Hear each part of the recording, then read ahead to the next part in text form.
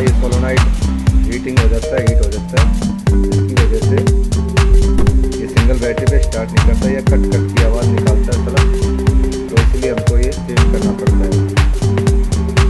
Otherwise इसको खुलता नहीं है, वरना इसकी कैप खुल के और उसका पता लग जाता है वाइंडिंग का, वाइंडिंग लगी हुई है या अंदर से इसका कॉन्टेक्ट पॉइंट होता है, लेकिन ये खुलता नहीं है।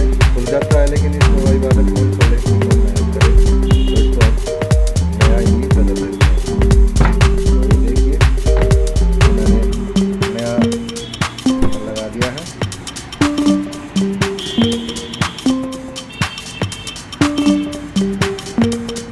ये इसके कार्बन है।